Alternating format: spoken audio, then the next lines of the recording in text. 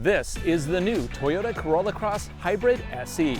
Does the new hybrid all-wheel drive powertrain make this the one to get? We're going to hit our Peninsula Off-Road course to find out.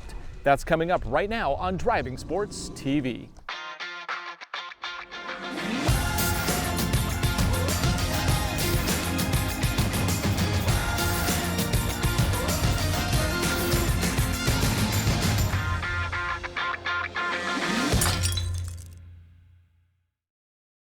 When it first launched in the United States, the Toyota Corolla Cross was only available with an anemic 2-liter 4-cylinder that produced 169 horsepower.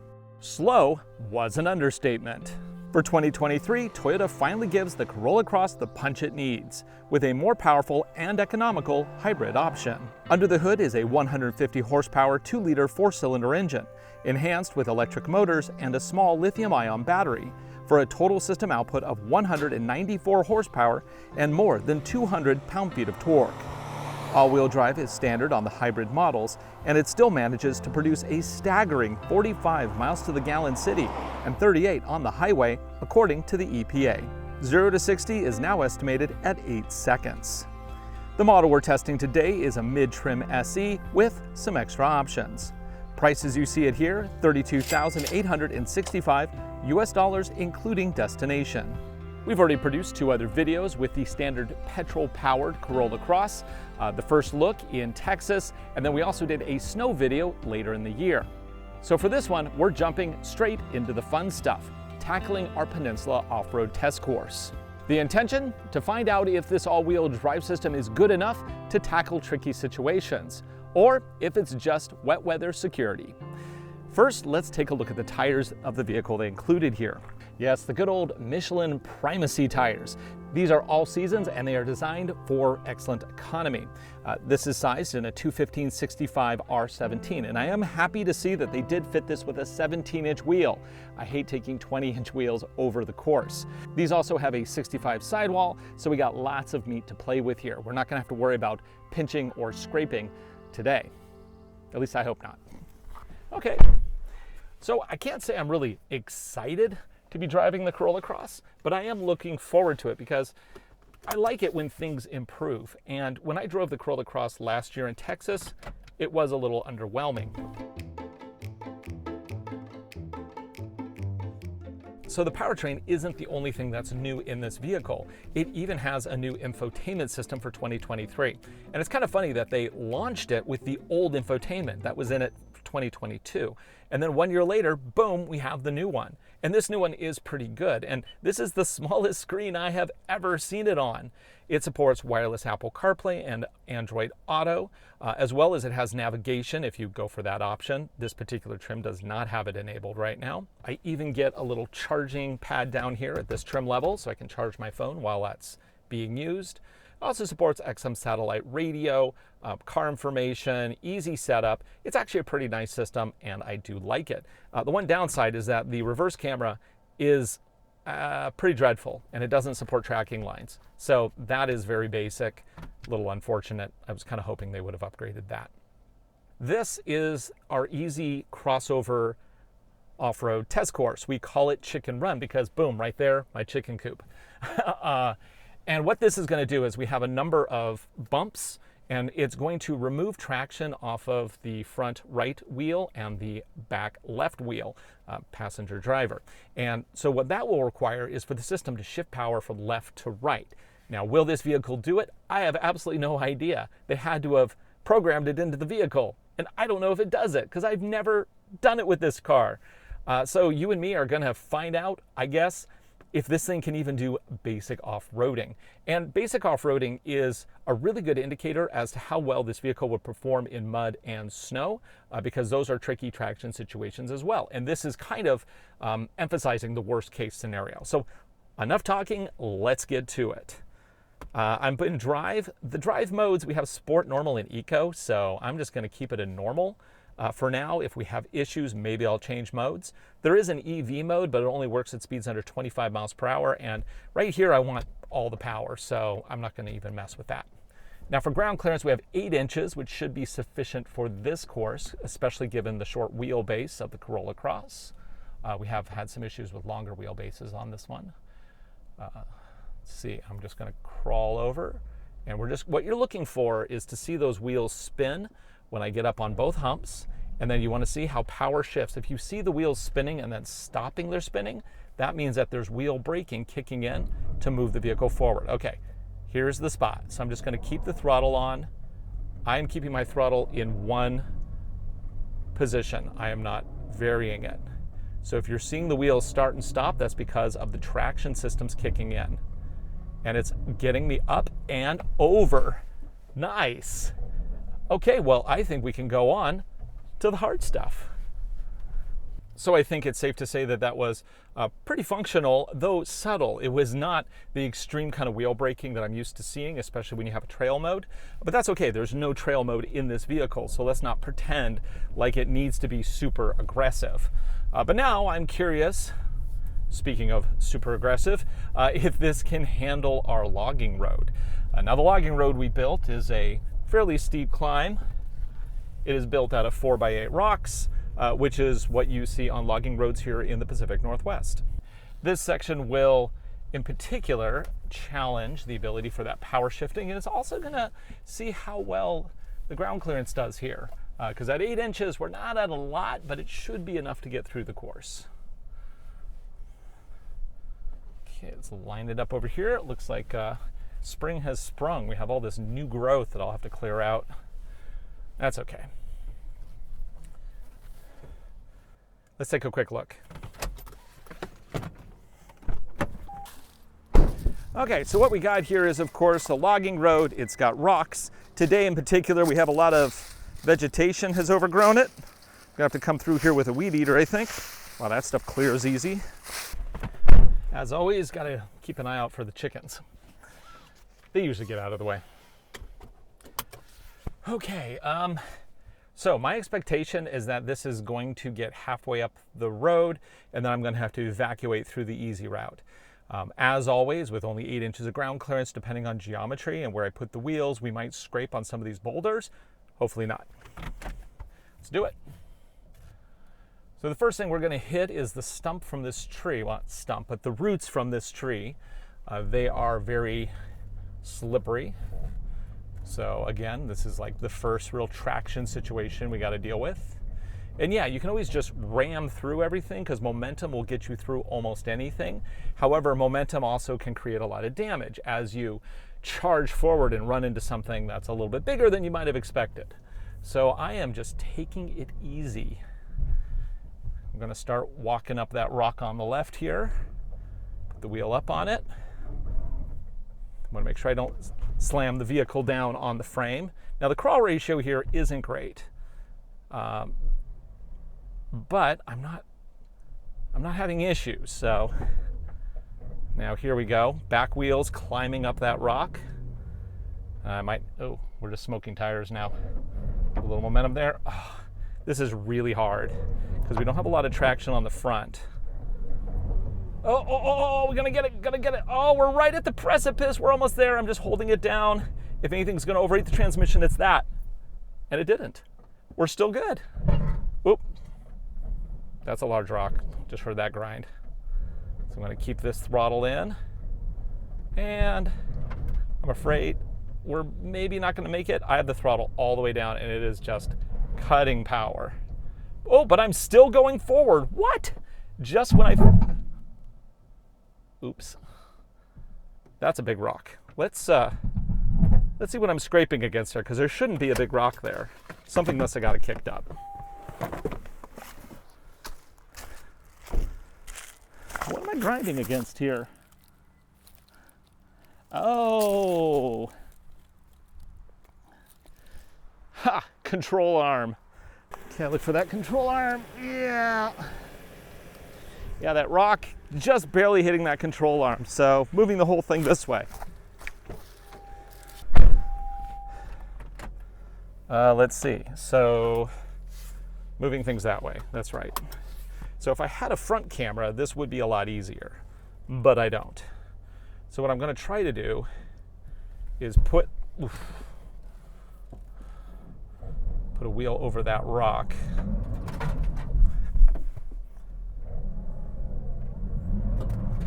Boy, these tires just have no grip.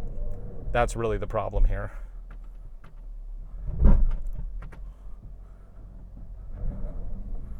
Okay, I gotta stack some rocks. I've lost my grip.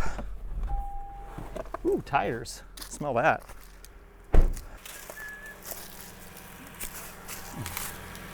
Oh, that's not good. Okay, so we're hitting the subframe, which is not ideal. And I haven't hit it hard. I've just barely love tapped. So what I'm going to do is, so I can't really go backwards. I need to go forwards. So to go forwards, I need to get some rocks under this wheel, or a traction board, actually. Yeah, I'm going to go get a traction board. Be right back.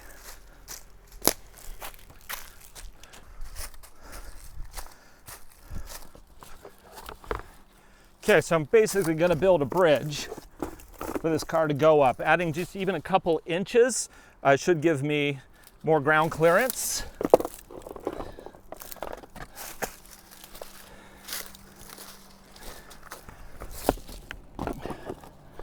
Also put that one there.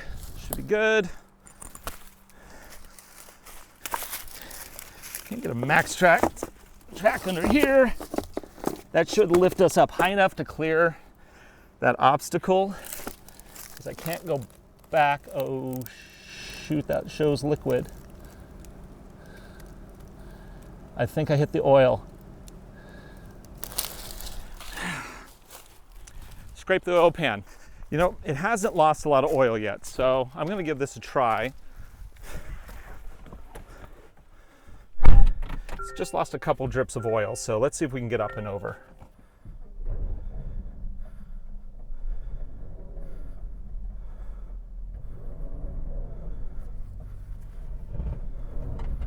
Come on. Nah, I gotta tow it off. Let's not damage the car.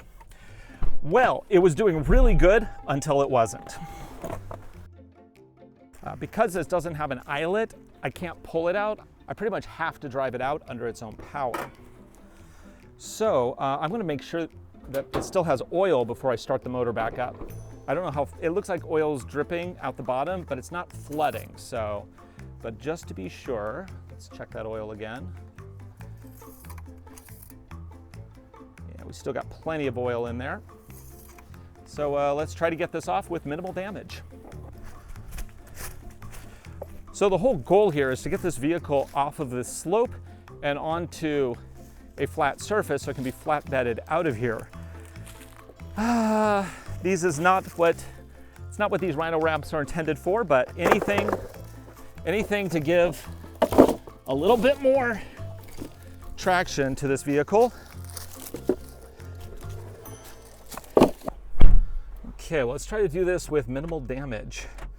So I have ramps in the back. Let's see if we can lift. So I want to get these wheels straight. That should be straight. I want as little as possible grinding on that underside. The last thing I want to do is just absolutely dump. Oh, this isn't doing anything. We have no traction. Okay, we got to go forward. Like literally, we got nothing here. So that's doing nothing.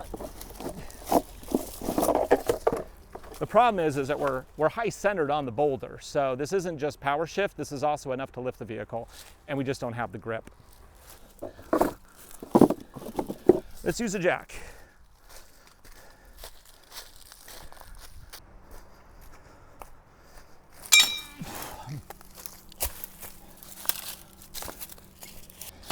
It's in a fairly flat location. That's great.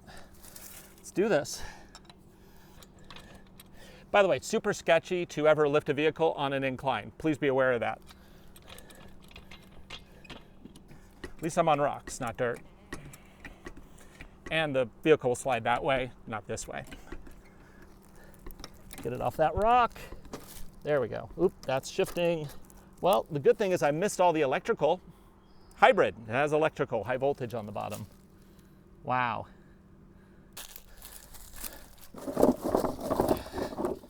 Maybe? No, not quite.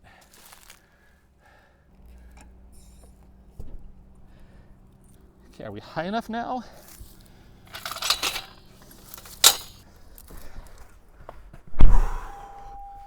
Okay, I'm gonna put it in eco because I want very subtle throttle here.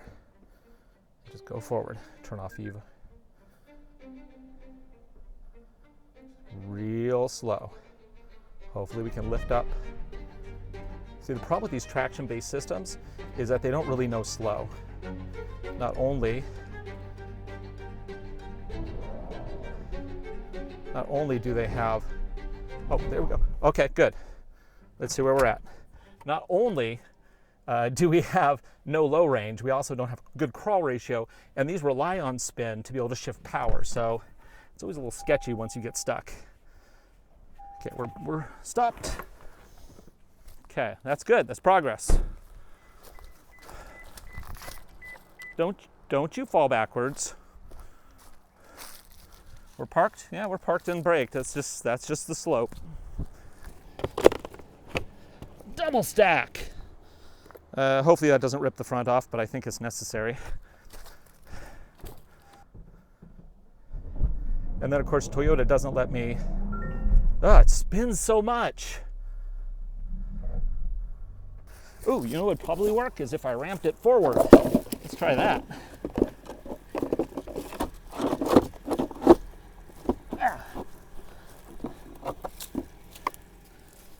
Ramp it forward.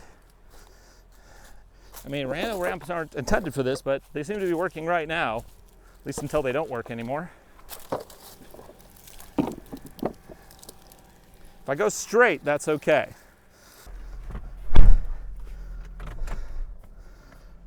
Okay, let's do it.